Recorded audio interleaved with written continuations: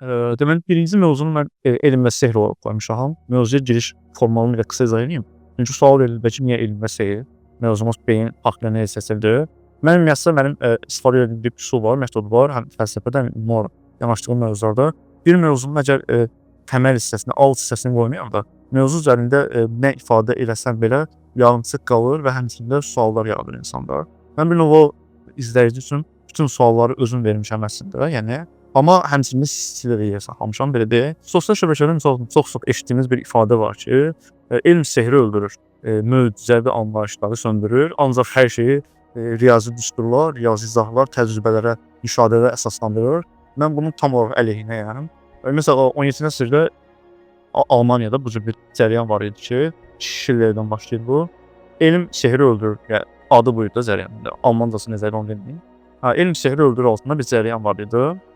Və daha sonra elm insanları, ondan sonraki sosioloqlar, ondan sonraki psixoloqlar bu fikri həm tərəfində durur ki, həqiqətən elm sehri öldürür. Burada da mən nə vermişəm, misal üçün John Keats, İngilis şairidir. Öz şeirində belə deyək, bu cür bir ifadə səsləndirir ki, elmin quru baxışları göy qurşağının bütün sehrini öldürür və onu sadəcə soyuq riyazi düsturlara çevirir. Yəni elm misal üçün fizika, tutaq ki, göy qurşağı haqqında ifadəsi nədir? Göy qurşağı işığın müəyyən bir spektrdə qırıldığı bir andır və artıq belə bizim son möcüzəvi, yəni göy qurşağının yaranma səbəbləri hamısı itib bir qıraqda biz artıq beynimizə gəlir spektrlara, işığa və s. Buna dair belə deyək də, mənim tam olaraq əks iddiam nədir? Əslində bizim möcüzəvi anlayışımız iki yerə bölünür. Bizim bildiklərimiz, yəni bildiyimiz möcüzəvi anlayışlar və bilmədiyimiz möcüzəvi anlayışlar. Biz göy qurşağının yaranma səbəbini bilməyəndə o bizim üçün möcüzəvidir. O misal üçün Yunan miflərində və yaxud da müəyyən miflərdə müəyyən formalarda, abstrakt formalarda izah olunurdu. Tutaq ki, hansısa bir varlıq onu yaradır, hansısa bir varlıq filan formada misal üçün onun kefi yaxşı olur, misal üçün bir əhvalı yaxşı olur, fərqli rənglərdə bir göy qurşağına sənət əsəri çəkir və s. Belə insanlar daha ciddi formada, daha əsaslı formada izah edir. Amma bunun möcüzəviliyinin qarşısını aldı mı? Məsələn, bunun məncə yox. Yəni burada önəmli olan biz hansı çərçivədən baxırıq. Əgər biz həqiqətən onun necə yarandığını bilir, onun yaranma mexanizmlərini bilsək, çox daha bizim üçün maraqlı və çox daha sehirli ola bilər.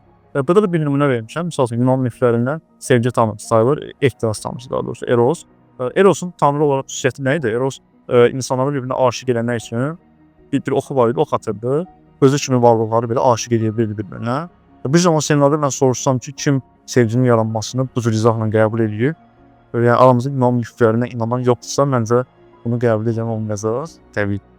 Ya olsa belə maksimum 300, bu da sənin inancın deyil, izah vermən üçün olaraq. O zaman ortaya belə bir sual çıxırdı. Biz həqiqətən də sehr mi istəyirik, yoxsa biz sadəcə düzgün cavab istəyirik? Hal-hazırda sehirli anlayışımız mövcud deyilmi? Sevgiyə dair yalnızca elmli aşmalarımız mövcuddur. Yox təbii ki. Misal üçün necə? Hansısa bir insanla tanış oluruq münasibət zamanı. İlk sualımız daha çox xanımlarda olur. Sizin şəxsi ifadə kimi olmasın, amma bir anlayışdan daha çox xanımlar qəbul etdiyi üçün. Misal üçün sənin bir cümlədir, qız bürcü. Yox, bizim xasiyyətimiz uyğunlaşmaz. Sənlə münasibəti sonlandırır. Halbuki bəlkə də həmin insanın tutaq ki, qız bürcünə aid xüsusiyyətləri, yəni yazılan xüsusiyyətləri olmayacaqdı. Tipləri tam olaraq axtardığı fikir olacaq, bir ön yarğı yaratdı. Yəni. Demək ki, burada məsələ ümumüşrək sehirdən gedir də. Bu gün düz anlayışı ümumüşrək sehr anlayışı olduğu üçün biz onu qəbul edirik əslində. Burada da bir fizik var, Brian Greene var.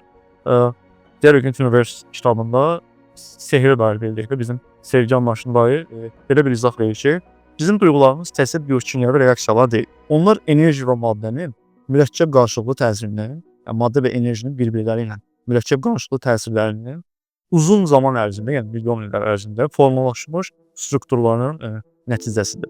Burası məncə okeydir. Və sonra bir cümlə deyir ki, bizim sevgimiz bir növ planetlərin cazibə qüvvəsi kimidir. Biz onu görmürük, yəni sənin cazibə qüvvəsini tam olaraq müşahidə edə bilmirik.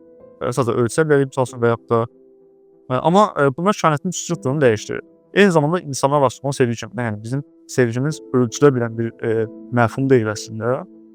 Amma ölçülə bilən olmadığı üçün də bu bizim həyatımızı dəyişə bilir, bizim belə deyək də, yəni ümumi olaraq bütün həyatımızı, həyat işimizi strukturunu bəzən olur, məsələn, biz kiməsə aşiq oluruq və avtomat bir iş yaddan çıxır, təhsil yaddan çıxır və s. Yəni fokuslana bilmirik və yaxud da və tam əksinə müsbət olur ki, biz həqiqətən də onunla müəyyən bir işlərə başlayırıq, müəyyən tutaq ki, bir təhsilə başlayırıq və bizi müsbət təsir